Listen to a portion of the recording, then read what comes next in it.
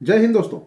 24 नवंबर 2014 hackers group guardians of peace ने film studio Sony Pictures Entertainment से confidential data को लीक कर दिया।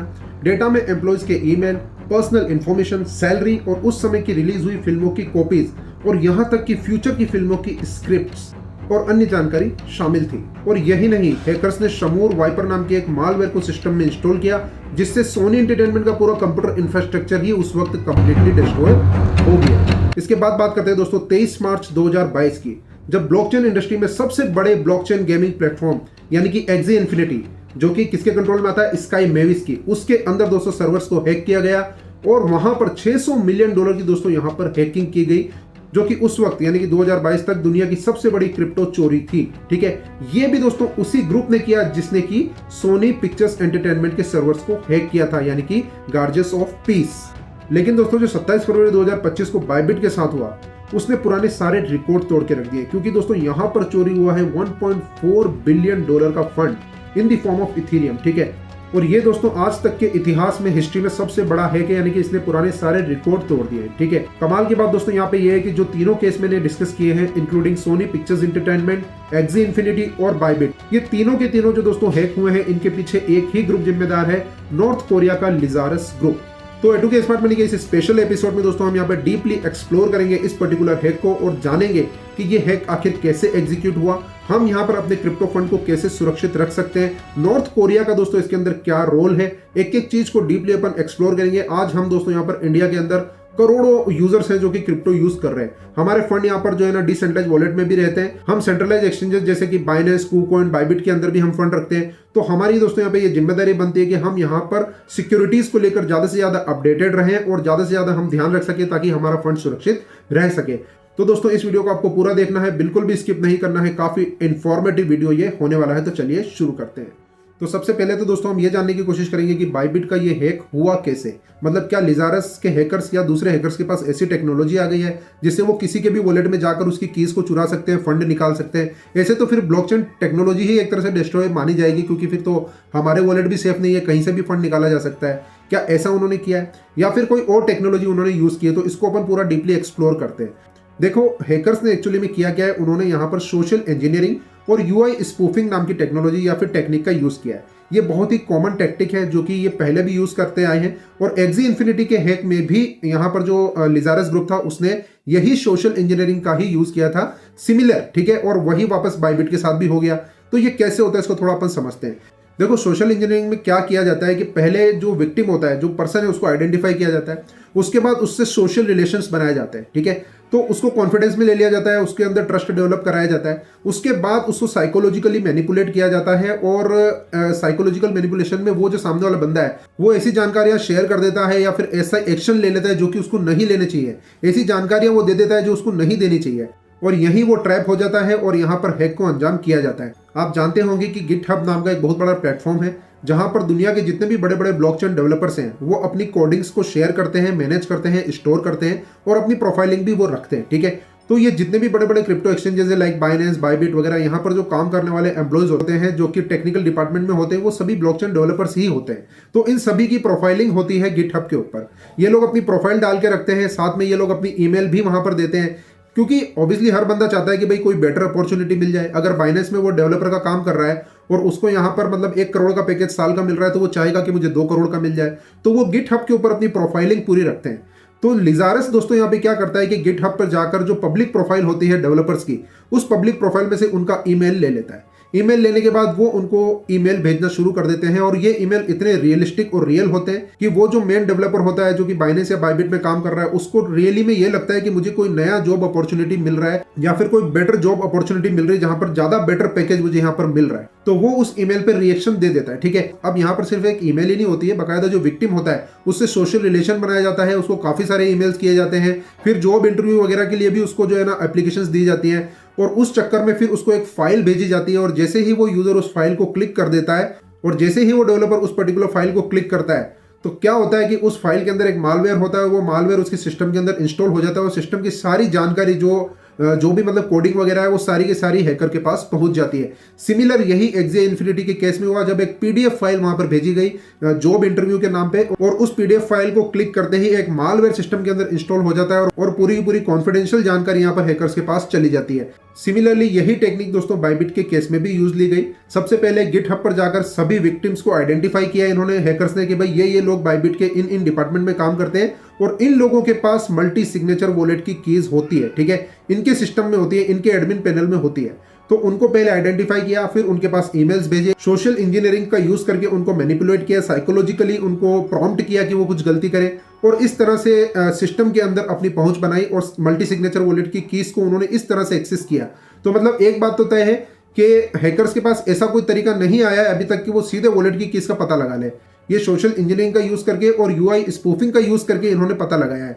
अब इसमें यूआई स्पूफिंग भी दोस्तों मैं आपको बता देता हूं कि यूआई स्पूफिंग क्या होती है कि जो यूजर इंटरफेस आपको वेबसाइट पे दिखता है वो नकली होता है लेकिन आपको बिल्कुल असली दिखता है। तो जैसे ही बाइबिट के उन एम्प्लॉइज ने उन लिंक्स को क्लिक किया तो उनका जो एडमिन पैनल था वो पूरी तरह से रिप्लेस हो गया एक डुप्लीकेट क्लोन कह सकते हो आप यूजर इंटरफेस से, जो कि दिखने में हूबहू बाइबिट का एडमिन पैनल ही लग रहा था, ठीक है। उनको ऐसा लगा ही नहीं कि भाई ये कुछ नकली इंटरफेस है, उनको बिल्कुल वैसा ही लग रहा था। तो उन्होंने उस पर्टिकुलर इंटरफेस के अंदर काम करना जारी रखा और वो सारी की सारी जानकारी जो कुछ भी वो एंटर कर रहे थे वो पूरी जानकारी हैकर्स के पास जारी थी। तो इस तरह से दोस्तों सोशल इंजीनियरिंग और यूआई स्पूफिंग का यूज करके नॉर्थ कोरिया के इन हैकर्स ने $1.4 बिलियन बाइबिट से निकाल लिए। तो यहां पर दोस्तों हमें एक चीज समझ में आई कि ये जो हैक हुआ है ये एक्चुअली में ब्लॉकचेन को ब्रीच नहीं किया है। मतलब उन्होंने ऐसा नहीं कि ब्लॉकचेन के अंदर जाके कोडिंग पता लगा ली या ब्लॉकचेन के किसी ट्रांजैक्शन को उन्होंने कंट्रोल कर लिया या फिर वॉलेट में जाके उन्होंने सीधा पता लगा लिया कि कीज क्या है, ऐसा नहीं हुआ है। एक्चुअली में यहाँ पर सोशल इंजीनियरिंग और यूआई स्पूफिंग का यूज करके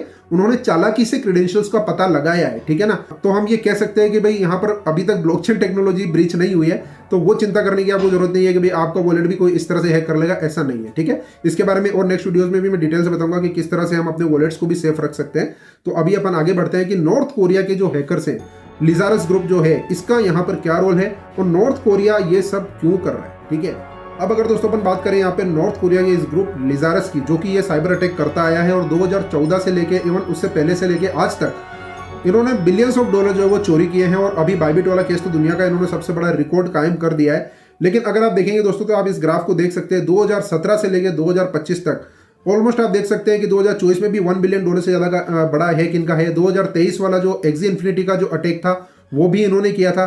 2022 में भी $1 बिलियन से ज्यादा का हैक इन्होंने किया है। इसमें दोस्तों सबसे बड़ी कमाल की बात यह है कि जो लिजारस ग्रुप है जो कि इन हैक्स को अंजाम दे रहा है, जिसने इतने बड़े बड़े मतलब हैक किए, पूरी दुनिया में तबाही मचा रखी है, लूट मार मचा रखी है, वो किसी बिल्डिंग में छुप कर चोरी छुपे काम नहीं कर रहा है। बकायदा नॉर्थ कोरिया की गवर्नमेंट उसको फंडिंग देती है, नॉर्थ कोरिया की गवर्नमेंट बकायदा ये काम खुद करवा रही है। मतलब हम ये कह सकते हैं कि नॉर्थ कोरियन गवर्नमेंट का एक प्रोफेशनल गवर्नमेंट ऑर्गेनाइजेशन है ये, तो मतलब जिसमें गवर्नमेंट उनको पैसा भी देती है। लिजारस के अंदर जो काम करने वाले हैकर्स हैं उनको बकायदा ट्रेनिंग दी जाती है कि हैकिंग कैसे करनी है और उनको मोटी मोटी सैलरीज भी दी जाती है और बकायदा वो हैकर्स का वहां पर एग्जाम वगैरह रखते हैं। मतलब जो ज्यादा अच्छे से हैकिंग करता है उसको ज्यादा सैलरी मिलती है और उसको ज्यादा ऊंचा जो है वो पोस्ट मिलता है। तो ये एक कमाल है, मतलब सारी दुनिया मेहनत करके कमा रही है और ये बैठे बैठे सिर्फ चोरी करने का काम कर रहे हैं और सारा पैसा जो है वो चुरा के अपनी इकोनॉमी को चला रहे हैं, ठीक है। और वैसे भी हम जानते हैं कि इसके पीछे काफी सारे पॉलिटिकल रीजंस है, क्योंकि जो नॉर्थ कोरिया है उसके ऊपर काफी सारे सैंक्शंस जो है वो यूएस गवर्नमेंट ने लगा रखे हैं 2017 से, जिसके अंदर से बैंकिंग चैनल्स, ऑयल एक्सपोर्ट और मिसाइल प्रोग्राम जो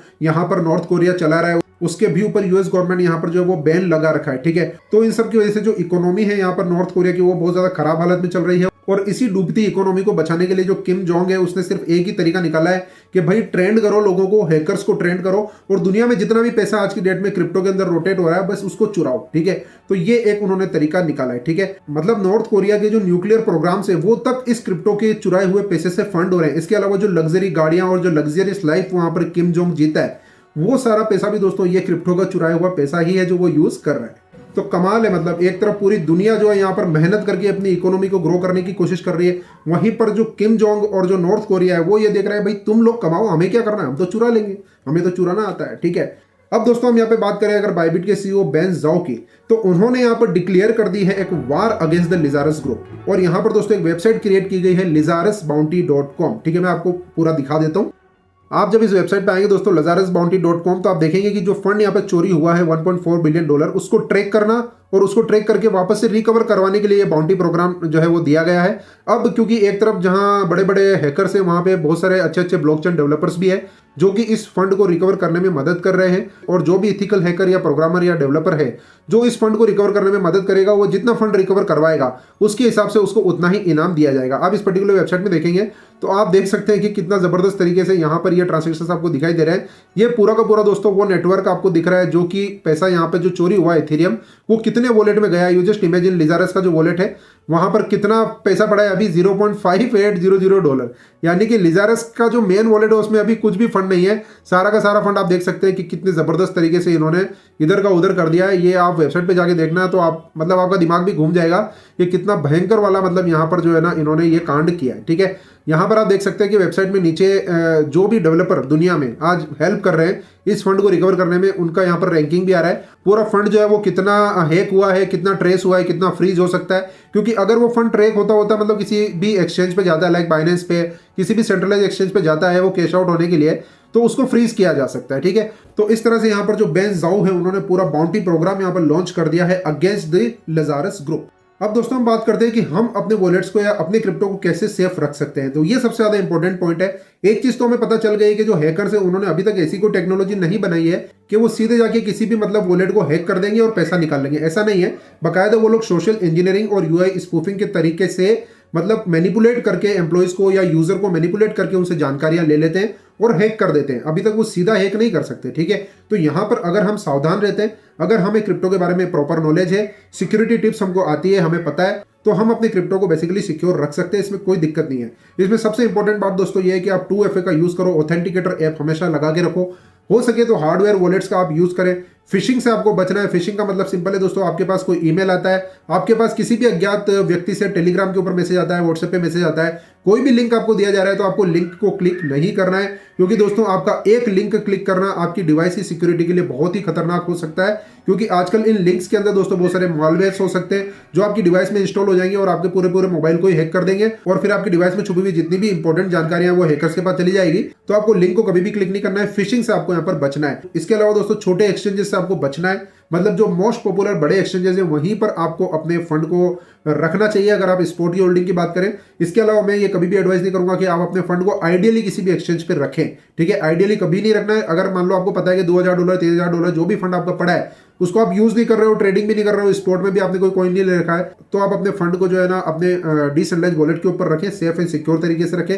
इसके अलावा दोस्तों जिस भी डिसेंट्रलाइज्ड वॉलेट को आप यूज कर रहे हो, चाहे वो ट्रस्ट वॉलेट हो, एक्सोडस हो, मेटामास्क हो, चाहे वो टोकन पॉकेट हो, चाहे वो सेफपाल हो, चाहे वो कोई सा भी वॉलेट हो, जब भी दोस्तों आप अपने फंड को किसी वॉलेट में रखते हैं तो उस वॉलेट को आपको किसी भी थर्ड पार्टी जो डिसेंट्रलाइज्ड एप्लीकेशन होती है, डैप होती है, उससे कनेक्ट नहीं करना है। किसी भी स्मार्ट कॉन्ट्रैक्ट से कनेक्ट नहीं करना है। अगर आपने एक बार भी अपने वॉलेट को स्मार्ट कॉन्ट्रैक्ट से कनेक्ट किया है तो बेसिकली दोस्तों आपने परमिशन दी है उस स्मार्ट कॉन्ट्रैक्ट को कि वो आपके फंड को निकाल सके, तो आगे पीछे कभी भी आपका फंड वहां से निकल सकता है। तो जिस भी पर्टिकुलर वॉलेट में आपने अपना फंड स्टोर किया हुआ है उस वॉलेट को कभी भी किसी भी डैप से कनेक्ट नहीं करना है, किसी भी स्मार्ट कॉन्ट्रैक्ट से कनेक्ट नहीं करना है। इसके अलावा दोस्तों वॉलेट सिक्योरिटी को लेकर मैं एक सेपरेट वीडियो क्रिएट करूंगा जिसमें मैं आपको एक एक चीज डिटेल से बताऊंगा कि किस तरह से आप यहां पर अपने क्रिप्टोस को डिसेंट्रलाइज्ड वॉलेट के अंदर भी पूरी तरह से सेफ रख सकते हैं, क्या क्या सावधानियां आपको रखनी चाहिए। उस वीडियो को दोस्तों देखने के बाद आप काफी हद तक जो है अपने क्रिप्टो को सिक्योर रख पाएंगे। उम्मीद करता हूं दोस्तों कि आपको ये वीडियो काफी अच्छा लगा होगा, काफी इन्फॉर्मेटिव लगा होगा। तो इसको दोस्तों अपने दोस्तों के साथ, अपने फैमिली मेंबर्स के साथ शेयर करें। ज्यादा से ज्यादा क्रिप्टो अवेयरनेस को दोस्तों हमें स्प्रेड करना है ताकि आपका फंड भी सेफ रहे और ज्यादा से ज्यादा लोगों तक ये नॉलेज और जानकारी पहुंचे। अगर दोस्तों आपने चैनल को अभी तक सब्सक्राइब नहीं किया है तो प्लीज चैनल को सब्सक्राइब करें और मेरा टेलीग्राम चैनल दोस्तों जरूर ज्वाइन करें, क्योंकि सारी अपडेट्स टेलीग्राम चैनल के ऊपर ही आती है। तो दोस्तों इस वीडियो में इतना ही, मिलते हैं नेक्स्ट वीडियो में, तब तक के लिए धन्यवाद। जय हिंद।